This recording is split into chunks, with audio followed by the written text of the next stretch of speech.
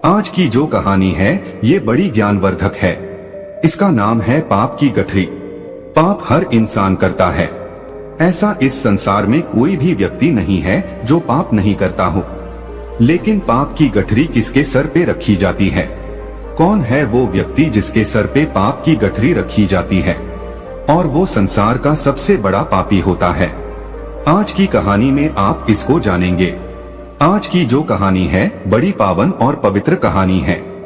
ऐसा कहा जाता है कि इस कहानी को जो इंसान ध्यान लगाकर और मन से सुनता है उसके जीवन से समस्त प्रकार के पाप दोष नष्ट हो जाते हैं। उसके जीवन में चाहे उस व्यक्ति ने कितने भी पाप किए हों, कितने भी बुरे कर्म किए हों, उन सभी से उसको मुक्ति मिल जाती है और वो निर्दोष निरपापी हो जाता है। कहा जाता है कि जिस तरीके से गंगा में नहाने से पाप दोष नष्ट होते हैं, उसी तरीके से इस कहानी को ध्यान मग्न होकर सुनने से, चित्त मगन होकर सुनने से सभी पापों से मुक्ति मिल जाती है। जाने अनजाने में पाप हर व्यक्ति करता है। इस संसार में ऐसा कोई व्यक्ति नहीं है जो पाप नहीं करता हो।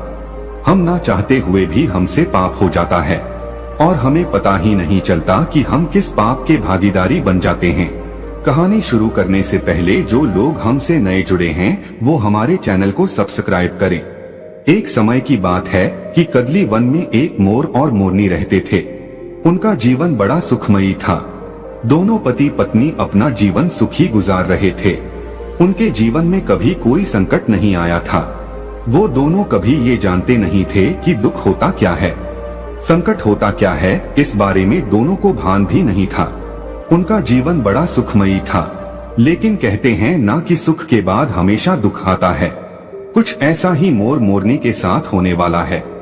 एक दिन की बात है कि आसमान में काले काले बादल मंडराने लगते हैं और पूर्व दिशा से जोरदार तूफान उड़ता हुआ आता है। जोरदार बवंडर आता हुआ दिखाई देता है। तब मोर और मोरनी उड़कर एक वट वृक्ष में जाके बैठ जाते हैं। वो वट वृक्ष काफी गहरा वट वृक्ष था। उस वट वृक्ष में काफी सारे जीव जंतु रहते थे। काफी सारे पक्षियों के घोंसले थे। काफी सारे पक्षियों के छोटे छोटे बच्चे थे।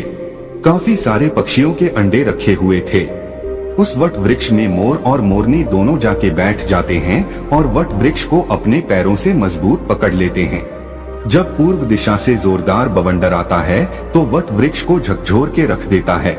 तूफान की वजह से उस वट वृक्ष में से काफी सारे पक्षियों के अंडे नीचे गिरकर फूट जाते हैं। उन काफी सारे पक्षियों के छोटे बच्चे घोंसले से नीचे गिर के मर जाते हैं।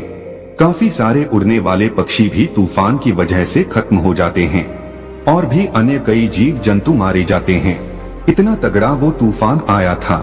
जब तूफान खत्म हो जाता है, तूफान थम जाता है, तूफान रुक जाता है, तब मोर और मोरनी भी चैन की सांस लेते हैं और नीचे जमीन पर उतर कर देखते हैं कि काफी सारे पशु पक्षी जीव जंतु मरे हुए पड़े हैं। काफी सारे छोटे छोटे बच्चे भी मरे हुए पड़े हुए हैं। ये देखकर मोरनी बड़ी दुखी होती है और मोरनी की आंखों से आंसुओं की धारा बहने लगती है। मोरनी मोर से कहती है कि पिया जी, आज हमसे बड़ा भारी पाप हुआ है और हम बड़े भारी पाप के भागीदारी बन गए हैं, क्योंकि हमारे रहते हुए इतने सारे पक्षी, इतने सारे पक्षियों के अंडे और पास में इतने सारे जीव जंतु मरे पड़े हैं। हमारे रहते हुए इतने सारे जीव जंतु मर चुके हैं, इसलिए ये सारा पाप तो हमें लगेगा। यही सोचकर मोरनी बड़ी दुखी होती है। मोर मोरनी को काफी समझाने की कोशिश करता है, लेकिन मोरनी को एक भी बात समझ में नहीं आती है। मोर कहता है कि हम पाप के भागीदारी नहीं है, कि पाप का भागीदारी वो है जो ये बवंडर को लेके आया है और इस बवंडर की वजह से काफी सारे जीव जंतु मर चुके हैं, इसलिए हम पाप के भागीदारी नहीं हैं। लेकिन मोरनी मोर की बात को सुनने के लिए राजी नहीं थी, तो मोर मोरनी को एक ऐसे सुनसान स्थान पर ले जाता है और मोरनी से कहता है कि मोरनी, मैं तुम्हें एक कहानी सुनाने जा रहा हूँ। इस कहानी को तुम ध्यान से सुनिएगा और इस कहानी के माध्यम से तुम्हें ये पता चलेगा कि सबसे बड़ा पाप का भागीदारी कौन होता है।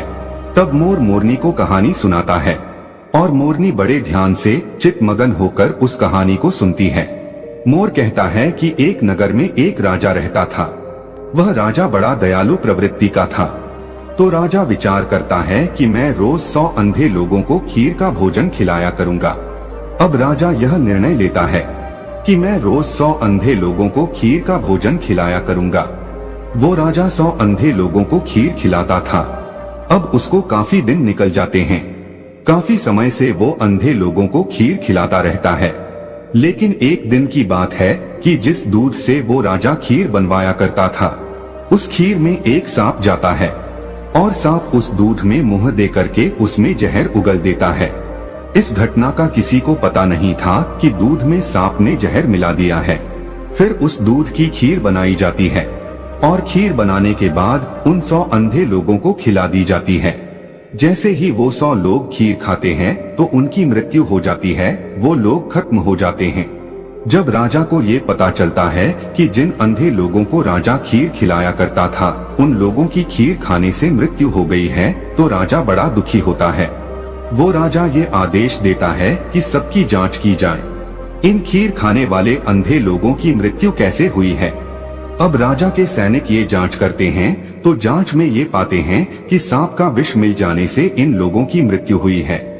अब राजा ये आदेश देता है कि सांप का जहर मिलाने वाला कौन है। फिर से राजा के सैनिक जांच पड़ताल करते हैं और जांच पड़ताल में यह पाते हैं कि किसी ने भी जहर नहीं मिलाया है। उस जांच पड़ताल में ये पाते हैं कि किसी भी मनुष्य ने, किसी भी व्यक्ति ने खीर में जहर नहीं मिलाया है। उनको ये पता चलता है कि कोई काला सर्प यहाँ पर आया था और उसने इस दूध के अंदर जहर मिला दिया है। उसके बाद राजा बड़ा दुखी होता है और राजा सोचने लगता है कि इन 100 लोगों की हत्या का पाप मुझे लगेगा।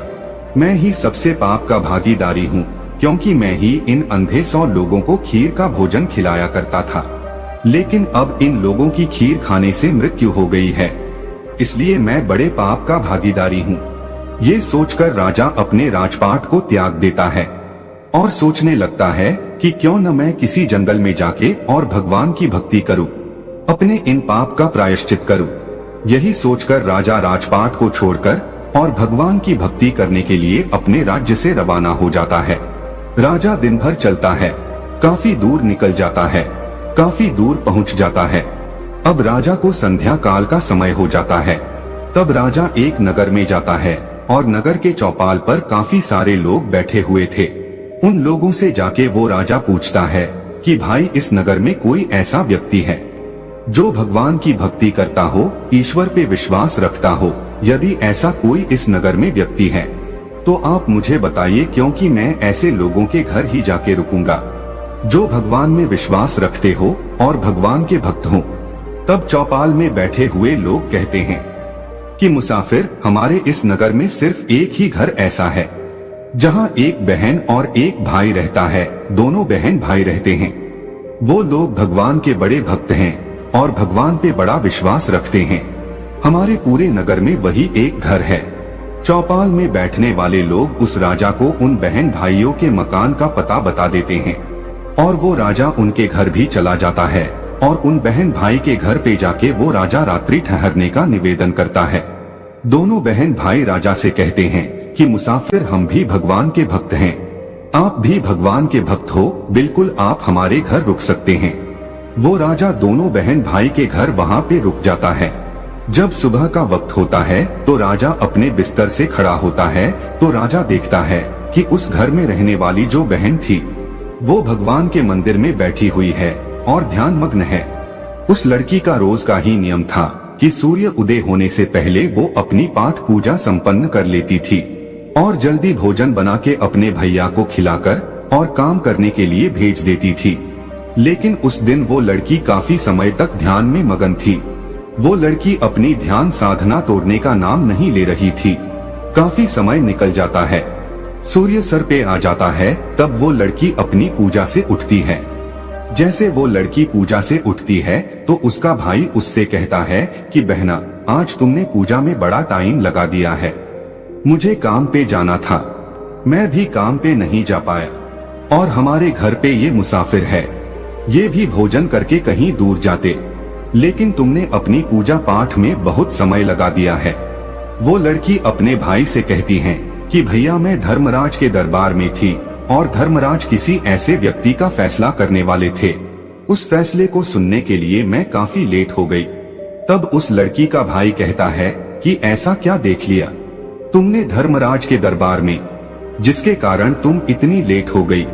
तब वो लड़की कहती कि भैया, एक नगर का राजा 100 अंधे लोगों को खीर खिलाया करता था, और वो खीर बनाने वाले दूध में एक दिन एक काले सांप ने जहर मिला दिया, विष मिला दिया, और जब उस दूध की खीर बनी और उन 100 अंधे लोगों ने उस खीर को ग्रहण किया तो उन सब अंधे लोगों की मृत्यु हो गई। अब धर्मराज ये फैसला करने वाले थे कि पाप का भागीदारी कौन है, वो राजा है या वो नाग जिसने दूध में विष मिला दिया था, या फिर वो लोग हैं जो रसोई में काम कर रहे थे, जिन्होंने दूध को उघाड़ा छोड़ दिया था, दूध पे ढक्कन नहीं रखा था। अब इन 3 लोग का धर्मराज फैसला करने वाले थे कि पाप का भागीदारी कौन है। तीनों ही बराबर के दोषी हैं, तो पाप का भागीदारी आखिर कौन है, राजा है या सांप है या रसोइया। इसी फैसले को सुनने के कारण मैं लेट हो गई थी। उस लड़की की इस बात को वो राजा भी सुन रहा था। जब राजा ने इस बात को सुना तो राजा अपनी बात को सुनकर और बड़ा चकित होता है। राजा सोचने लगता है कि ये सारी घटना मेरी है। तब राजा इस बात को और जानने का इच्छुक होता है और वो राजा उस लड़की के पास जाता है और उस लड़की से कहता है कि बेटा, क्या फैसला हुआ, आखिर कौन है पाप का भागीदारी। राजा इस बात को उस लड़की से पूछता है तो लड़की कहती है कि आज कोई फैसला नहीं हो पाया है, फैसला कल होगा, कल इसका फैसला होगा कि पाप का भागीदारी कौन है। अब राजा उन दोनों बहन भाइयों से कहता है, क्या मैं एक दिन और आपके घर रुक सकता हूँ। इस बात को सुनकर दोनों बहन भाई हंसी खुशी उसको रुकने के लिए कहते हैं कि मुसाफिर, आप हमारे मेहमान हैं, आप जितने दिन चाहे उतने दिन हमारे घर में रुक सकते हैं। वो राजा इसलिए रुकता है कि दूसरे दिन वो जानना चाहता था कि फैसला क्या आता है, कौन है पाप का भागीदारी, राजा है या सांप है या रसोइया है। इसी बात को जानने के इच्छुक राजा दोनों बहन भाइयों के घर भी रुक जाता है। उधर चौपाल पे रहने वाले जो लोग थे, चौपाल पे बैठने वाले जो लोग थे, वो लोग बातें करते हैं और वो लोग कहते हैं कि कल जो मुसाफिर इन दोनों बहन भाई के घर पे आया था, ये मुसाफिर कुछ ठीक नहीं लगता है, सुंदर लड़की को देखकर, और ये मुसाफिर यहाँ पे ठहर गया है। कल तो ये मुसाफिर कह रहा था कि एक रात रुकेगा, लेकिन ये अब दूसरी रात भी अभी रुकना है। लगता है ये मुसाफिर इस लड़की को लेके जाएगा, लगता है ये मुसाफिर इस लड़की की इज्जत लेके जाएगा, लगता है ये मुसाफिर इस लड़की को लेके भाग जाएगा। इस तरह की बातें चौपाल पे बैठने वाले लोग करते हैं। चौपाल पे बैठने वाले लोगों की इन बातों को वो राजा भी सुन लेता है, लेकिन राजा उनको कोई जवाब नहीं देता है। राजा बिल्कुल मौन रहता है कि राजा को सिर्फ यही जानना था कि पाप का भागीदारी कौन है। जैसे ही दूसरा दिन होता है, वो लड़की ब्रह्मा मुहूर्त में ही पूजा में बैठ जाती है और ध्यान में मगन होके ध्यान करती रहती है। लेकिन उस दिन वो लड़की बड़ी जल्दी अपनी पूजा से उठ जाती है। जैसे ही वो लड़की अपनी पूजा से उठती है तो वो राजा उस लड़की के पास जाता है और कहता है कि बेटा, क्या फैसला हुआ, कौन है पाप का भागीदारी, राजा है या सांप है या रसोइया है। जब वो लड़की कहती है कि मुसाफिर, तीनों में से कोई पाप का भागीदारी नहीं है, पाप का भागीदारी तो वो लोग हैं जो चौपाल में बैठ करके बात कर रहे हैं। वो लड़की कहती है कि मुसाफिर, धर्मराज के दरबार में आज ये फैसला हुआ है कि सबसे पहले जो पाप के भागीदारी था वो सांप था, लेकिन सांप अपनी भूख शांत करने के लिए उसने दूध में मुख दिया था और दूध पीने के बाद वो वहाँ से चला गया। अब इसमें सांप का कोई दोष नहीं था, क्योंकि भूखे को भोजन बहुत जरूरी होता है, इसलिए सांप का कोई दोष नहीं था, तो सांप का पाप माफ कर दिया जाता है। उसके बाद नंबर आता है राजा का, क्योंकि राजा ही खीर बनवाया करता था, इसलिए दूसरा नंबर राजा का आता है। लेकिन राजा भी स्वयं अपने हाथों से काम नहीं कर रहा था, राजा भी दूसरे लोगों को पैसे देकर उस कार्य को करवाता था। परमार्थ का काम राजा कर रहा था, इसलिए राजा को भी निर्दोष घोषित किया गया है। राजा भी पाप का भागीदारी नहीं है। तीसरा नंबर आता है रसोइयों का। रसोइयों को भी पाप का भागीदारी नहीं बनाया गया है। फिर से राजा पूछता है, तो फिर पाप का भागीदारी बना कौन? लड़की कहती है कि सबसे बड़ी पाप के भागीदारी वो लोग हैं जो चौपाल पर बैठकर और उस राजा की निंदा कर रहे हैं। उस राजा को खरी खोटी सुना रहे हैं, भला बुरा कह रहे हैं, अपने घर का अनाज खाकर दूसरे की निंदा कर रहे हैं। वो लोग सबसे बड़े पाप के भागीदारी हैं।